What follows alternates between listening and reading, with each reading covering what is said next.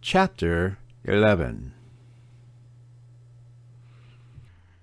My dear Wormwood, everything is clearly going very well.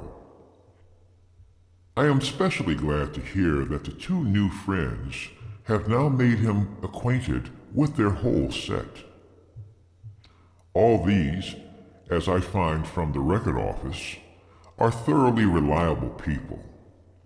Steady, consistent scoffers and worldlings who, without any spectacular crimes, are progressing quietly and comfortably toward our Father's house.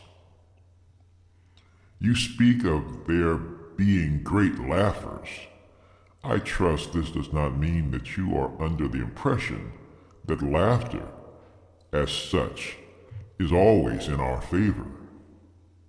The point is worth some attention. I divide the causes of human laughter into joy, fun, the joke proper, and flippancy.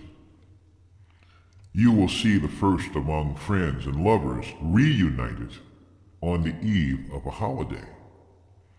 Among adults, some pretext in the way of jokes is usually provided, but the facility with which the smallest witticisms produce laughter at such a time shows that they are not the real cause. What the real cause is, we do not know.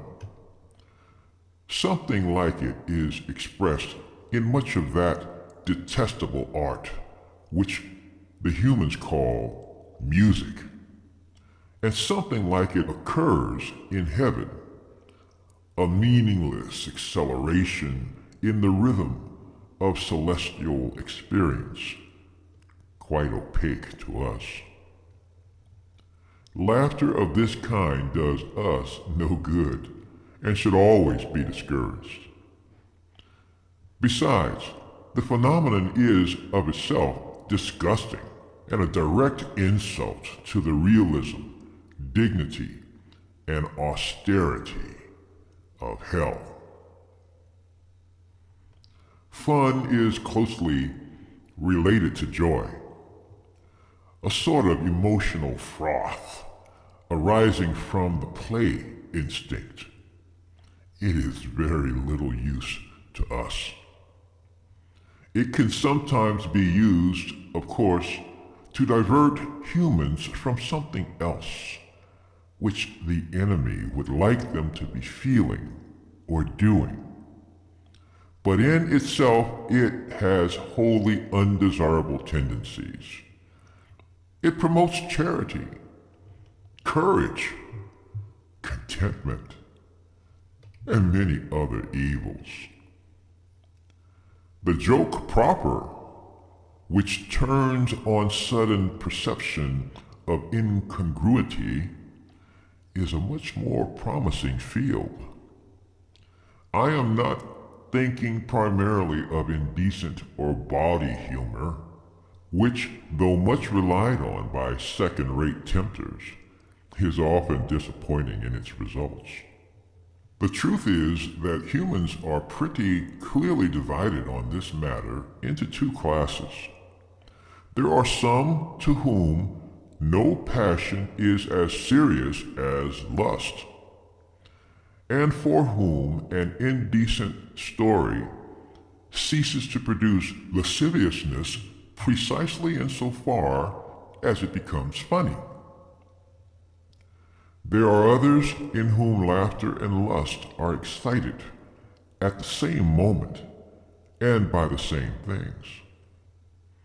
The first sort joke about sex because it gives rise to many incongruities.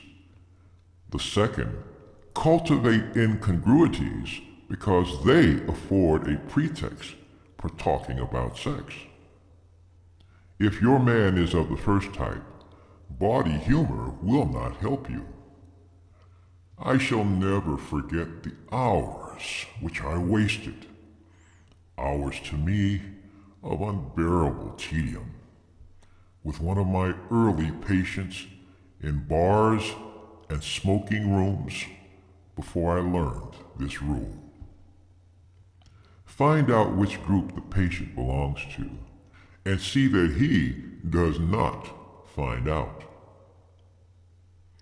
The real use of jokes or humor is in quite a different direction, and it is especially promising among the English who take their sense of humor so seriously that a deficiency in this sense is almost the only deficiency at which they feel shame.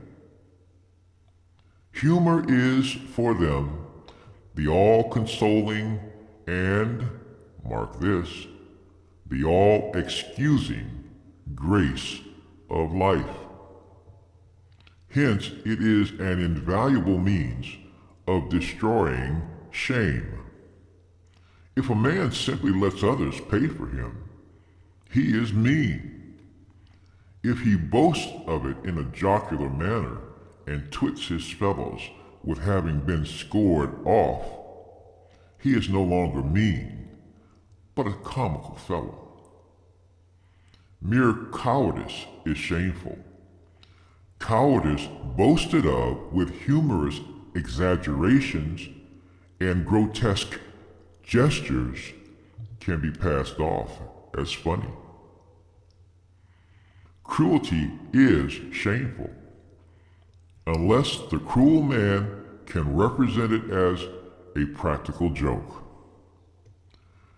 1,000 bawdy or even blasphemous jokes do not help toward a man's damnation so much as his discovery that almost anything he wants to do can be done, not only without the disapproval, but with the admiration of his fellows, if only it can get itself treated as a joke. And this temptation can be almost entirely hidden from your patient by that English seriousness about humor. Any suggestion that there might be too much of it can be represented to him as puritanical or as betraying a lack of humor. But flippancy is the best of all. In the first place, it is very economical. Only a clever human can make a real joke about virtue, or indeed about anything else. Any of them can be trained to talk as if virtue were funny. Among flippant people, the joke is always assumed to have been made. No one actually makes it, but every serious subject is discussed in a manner which implies that they have already found a ridiculous side to it. If prolonged, the habit of flippancy builds up around a man the finest armor plating against the enemy that I know. And it is quite free from the dangers inherent in the other sources of laughter. It is 1,000 miles away from joy. It deadens instead of sharpening the intellect, and it excites no affection between those who practice it. Your affectionate uncle, Screwtape.